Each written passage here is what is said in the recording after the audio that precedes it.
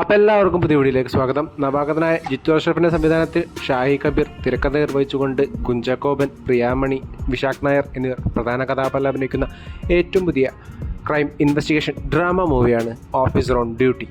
അതിൻ്റെ temporary issue കാരണം DYSP സ്ഥാനത്ത് നിന്ന് CA സ്ഥാനത്തേക്ക് ഡിമോട്ടായ ഹരിശങ്കറിൻ്റെ ജീവിതത്തിൽ ഒരു മാലമോഷണവുമായി ബന്ധപ്പെട്ട കേസ് വരുന്നതും അതിനെ ചുറ്റിപ്പറ്റിയുള്ള അന്വേഷണം തൻ്റെ ജീവിതം തന്നെ മാറ്റിമറിക്കുന്ന രീതിയിലുള്ള ഒരു അന്വേഷണമായി മാറുന്നതും അതിനെ എങ്ങനെ റിസോൾവ് ചെയ്യുന്നുവെന്നതാണ് സിനിമയുടെ ബേസിക് സ്റ്റോറി ലൈൻ ആയിട്ട് വരുന്നത്. പൊതുവേ ഷാഹി കബീർ മൂവീസിലതുപോലെ ക്യാരക്ടർ ഡ്രിവണായി എന്നാൽ പേഴ്സണൽ ഡ്രിലമയുള്ള എന്നിരുന്നാൽ കൂടിയും ഇൻവെസ്റ്റിഗേഷനിലേക്ക് വരുമ്പോൾ വളരെയധികം ഇൻ്റലിജൻ്റ് ആയ ഒരു പോലീസ് ഓഫീസർ തന്നെയാണ് CA ഹരിശങ്കറിലൂടെ എനിക്ക് ഈ സിനിമയിലൂടെ കാണാൻ സാധിച്ചിട്ടുണ്ടായിരുന്നത്. എന്നിരുന്നാൽ കൂടിയും വളരെയധികം സമയമെടുത്ത് കോർ തീമിനെ നല്ല രീതിയിൽ തന്നെ എക്സ്പ്ലോർ ചെയ്തുകൊണ്ട് തന്നെയാണ് സിനിമ മുന്നോട്ട് പോയിട്ടുണ്ടായിരുന്നത്. അത് ഫസ്റ്റ് ഹാഫ് വരെ നല്ല രീതിയിൽ തന്നെ എൻഗേജിങ് ആയി എനിക്ക് അനുഭവപ്പെട്ടിട്ടുമുണ്ടായിരുന്നു. ഫസ്റ്റ് ഹാഫിലെ സ്ലോ ബേണിങ്ങും അതോടൊപ്പം തന്നെ ബിൽഡപ്പ് സീനുകളും എല്ലാം കഴിഞ്ഞ് സെക്കൻഡ് ഹാഫിലേക്ക് എത്തിയപ്പോൾ സിനിമ കുറച്ചുകൂടി ഫാസ്റ്റ് പേസ്ഡ് ആകുന്ന കാഴ്ചയാണ് എനിക്ക് കാണാൻ സാധിച്ചിട്ടുണ്ടായിരുന്നത്. നല്ല രീതിയിലുള്ള ആക്ഷൻ രംഗങ്ങളും ചേസിങ് സീനുകളും അതോടൊപ്പം തന്നെ കിട്ടലും പെർഫോമൻസുകളുമായി സിനിമ വളരെ മികച്ച രീതിയിൽ തന്നെ എൻഡ് ചെയ്യാനും സിനിമയ്ക്ക് സാധിച്ചിട്ടുണ്ടായിരുന്നു. അതിന് ഷാഹി കബീറും ഡയറക്ടറായ ജിത്തു അഷ്റഫും വലിയ കയ്യടിയെ തന്നെയാണ് അറിയിക്കുന്നുണ്ടായിരുന്നത്.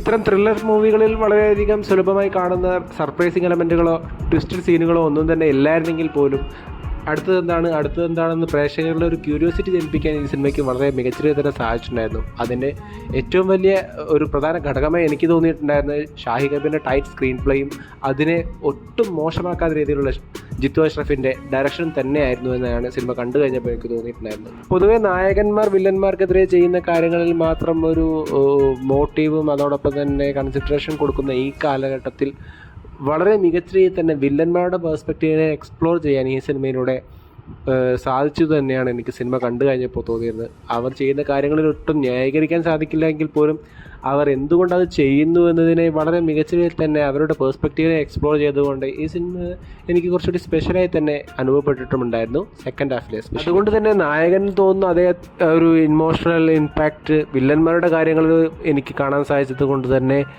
വളരെ മികച്ച രീതിയിൽ തന്നെ ക്ലൈമാക്സിലെ ആക്ഷൻ രംഗങ്ങളും അതോടൊപ്പം തന്നെ അതിനുശേഷം നടക്കുന്ന കാര്യങ്ങളും എനിക്ക് എഫക്റ്റീവായി തന്നെ അനുഭവപ്പെട്ടിട്ടുമുണ്ടായിരുന്നു. പെർഫോമൻസിലേക്ക് വരികയാണെങ്കിൽ വിശാഖ് നായർ ചെയ്ത ക്രിസ്റ്റി എന്ന കഥാപാത്രം വളരെയധികം ഇൻറ്റിമിഡേറ്റിങ്ങും സ്കെയറിങ്ങുമായിട്ടുള്ള ഒരു ക്യാരക്ടറായിട്ടായിരുന്നു ഈ സിനിമയിലുടനീളം പോർട്രേ ചെയ്തിട്ടുണ്ടായിരുന്നത്. അതിനെ ഒട്ടും അതിൻ്റെ സത്ത് ചോരാത്ത രീതിയിൽ തന്നെ ക്യാരി ചെയ്യാനും ഡെലിവർ ചെയ്യാനും അദ്ദേഹത്തിന് സാധിച്ച പോലെ എനിക്ക് സിനിമ കണ്ടു കഴിഞ്ഞപ്പോൾ തോന്നിയിട്ടുണ്ടായിരുന്നു. പെർഫോമൻസിൽ മാത്രമല്ല ആക്ഷനുകളിലും വളരെ മികച്ച രീതിയിൽ തന്നെ ഒരു ഔട്ട്പുട്ട് നൽകാൻ അദ്ദേഹത്തിന് സാധിച്ചു എന്ന് തന്നെ ഈ സിനിമ കണ്ടു കഴിഞ്ഞപ്പോൾ എനിക്ക് തോന്നിയിട്ടുണ്ടായിരുന്നു. അതോടൊപ്പം തന്നെ പ്രിയാമണി ചെയ്ത CA ഹരിശങ്കറിൻ്റെ ഭാര്യയായ ഗീത എന്ന കഥാപാത്രമാണെങ്കിൽ പോലും ഒരുപാട് പേഴ്സണൽ ഡിലമയിലൂടെ കടന്നു പോകുമ്പോൾ തൻ്റെ ഫാമിലിയെയും ജീവിതത്തെയും ഒരുമിച്ച് ചേർത്ത് വെക്കാൻ വളരെയധികം കഷ്ടപ്പെടുന്ന ഒരു ക്യാരക്ടറിനെ ഒട്ടും മോശമാകാത്ത രീതിയിൽ തന്നെ പെർഫോം ചെയ്തേ എനിക്ക് തോന്നിയിട്ടുണ്ടായിരുന്നു. അതോടൊപ്പം ചെറിയ സ്ക്രീൻ സ്പേസ് ആണെങ്കിൽ പോലും റംസാൻ മുഹമ്മദ്, ഉണ്ണിലാലു, ജഗദീഷ് എന്നിവരും തങ്ങൾക്ക് കിട്ടിയ വേഷം ഒട്ടും മോശമാക്കാത്ത രീതിയിൽ തന്നെ പെർഫോം ചെയ്തത് എനിക്ക് മനസ്സിലായിട്ടുണ്ടായിരുന്നു. അവസാനമായി കുഞ്ചാക്കോബൻ ചെയ്ത CA ഹരിശങ്കർ എന്ന ക്യാരക്ടർ താനിതുവരെ ചെയ്ത ക്യാരക്ടേഴ്സിൻ്റെ ചട്ടക്കൂടിനെല്ലാം തച്ചുടക്കുന്ന രീതിയിലുള്ള പെർഫോമൻസ് ആയിരുന്നു ഈ സിനിമയിലൂടെ തന്നെ കാഴ്ചവെച്ചിട്ടുണ്ടായിരുന്നത്.